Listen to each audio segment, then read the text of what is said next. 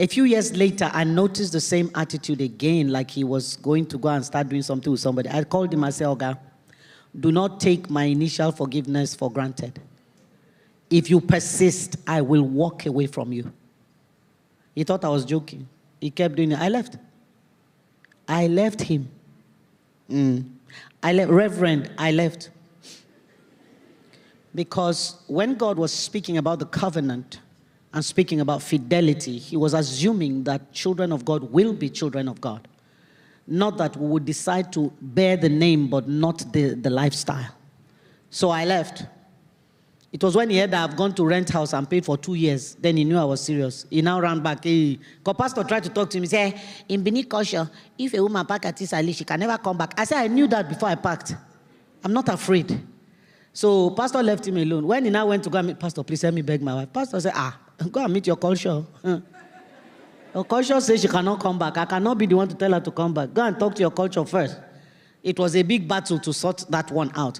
Now, again, I want to emphasize, marriage does not define me.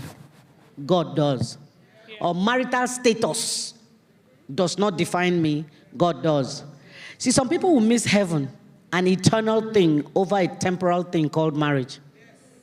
Marriage ends here. I like as much as Pastor Podju loves Pastor Toyin, they will see each other in heaven and like, hi. And nothing like we're living in the same house, we're husband and wife. Jesus is our husband.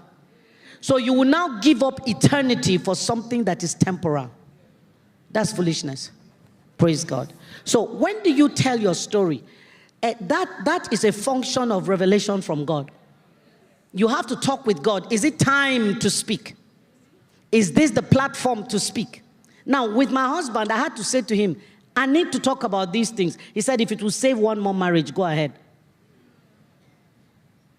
That's why I freely speak about it. So you have to pray and ask. Somebody said to me, I've been divorced for some years. I know that God has sent me to divorced people. They've been coming from behind, but I don't know if it is time to begin to talk about it. I said, ask the Lord. This is the place of intimacy with God now. Because for everybody, the answer won't be the same. There are people that God will say, no matter what happens, stay in your marriage. And there are people that God will say, run. Because na person where they are alive, now they marry. In case you don't know, I run a safe house for battered women. I have a shelter for women in abusive relationships. I have gone and moved some women out by myself because they were going to die there. I moved them out. One of them, their husband, said, what type of reverend is that? Coming to break up people's home. Anywhere I see that woman, I'm going to deal with her. So I drove myself to his office. Come and deal with me. No bully likes to be confronted. I went to his office. I said, okay, good afternoon. I was passing. I said, let me greet you. The man pretended to be on the phone till I left. Could not talk. His wife could not believe it. He said, oh, so now for only my body is strong. I said, because you have trained him to.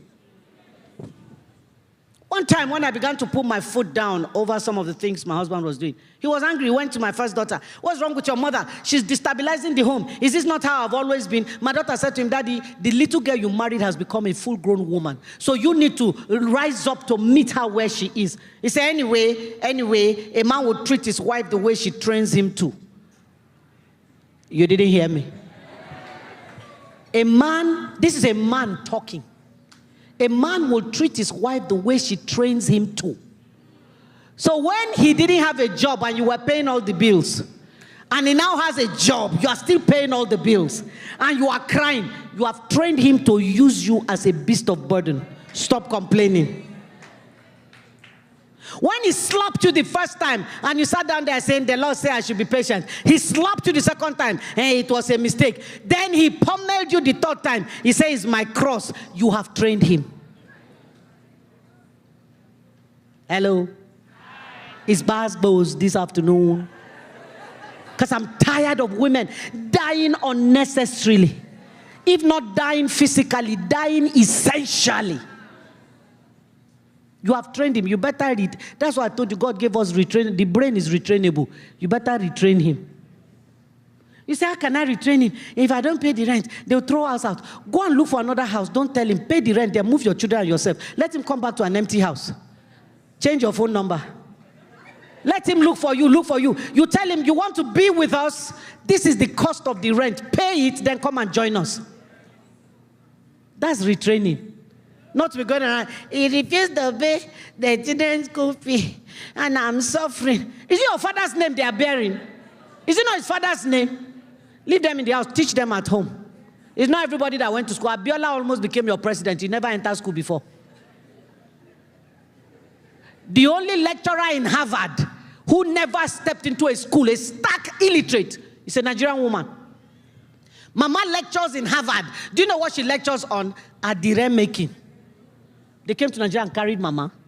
Mama lectures in Harvard how to make adire. She never entered a school. How many of you have tried to get into Harvard? They say you didn't qualify.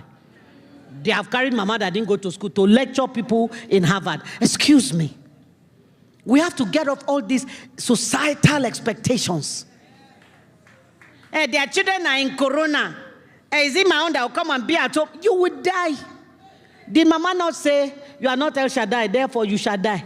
If you try to carry the load that is not yours, you die. And only Jesus was called to die. He has already died. Your blood, if you die, will count for nothing. Nothing. So, as the Holy Spirit went to share the story, how to share the story and where?